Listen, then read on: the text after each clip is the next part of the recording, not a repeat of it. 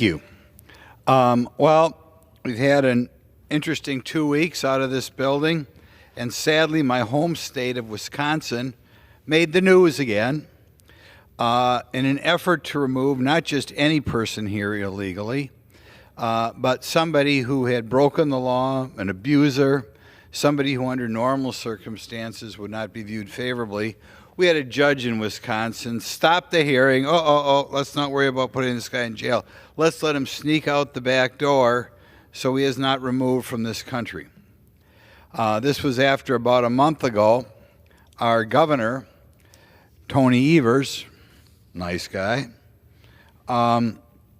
he came out with a directive implying that state employees ought not to be that gung-ho when it came from removing state employees from this country if they were here illegally. So we have 2 examples in Wisconsin alone in which elected officials aren't on the page of addressing the immigration laws. So now I think it's important that we all be articulate enough to explain to people back home why these immigration laws are necessary, and be articulate enough to explain we are not being mean to immigrants. I do not hear enough people talk about the fact that in the prior 3 years, and it goes up and down by year, but if you take a rolling average, in the last 3 years, we have over 800,000 people every year sworn in as new citizens legally in this country. How often do you hear about that? 850,000 people who did it right. So it's not impossible to make your way under here. And by the way, that is historically a very high number. If you go back to the 50s and 60s, frequently that number was only a little over 100,000.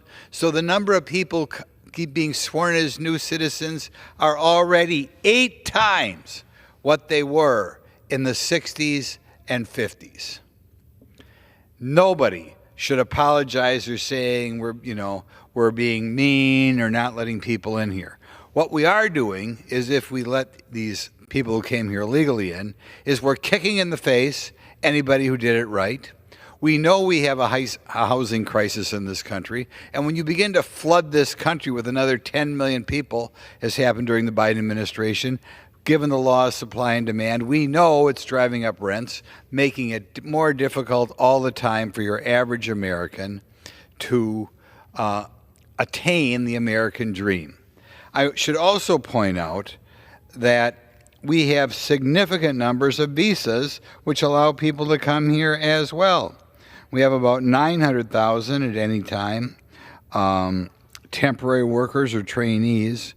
We have over 5 million, well over 5 million, people here on visas for temporary visitors for business and pleasure. As far as college students are concerned, we allow another over 400,000 people in this country on student visas. It is incredibly easy to get in this country, or not always easy, but millions of people come into this country legally and are able to do so. We do not have to have sympathy for people who came here illegally. And I think it's important that we educate the American public on that, because soon we're going to have to start the next phase where we not only get rid of the criminal element that's came in here, but we have to begin to get rid of the 10,000 people or 10 million people who may have not broken a horrible law, but broke the law just by coming here. It is a complete kick in the teeth to anybody who wants to come here legally to allow Joe Biden's 10 million people who he let in the last 4 years stay here. One more thing I want to address. As we begin to work on Donald Trump's big, beautiful bill, I want to remind people in this chamber that right now we've got a system of benefits whereby if you are a single parent and you marry the father of your children or mother of your children, you can lose easily over $25,000 a year. In other words, the U.S. government spends $25,000 a year bribing single parents not to get married. I thought in this country we were supposed to treat people equally, but we don't treat people equally. We have an overwhelming bias in favor of keeping parents Gentleman's time from has being expired. married. And I hope the people of this chamber remember that as we put together Donald Trump's big, beautiful bill. We should not pass that bill unless we do something first about the massive marriage gentleman's hatred time has that we expired. have. Thank you. The gentleman yields.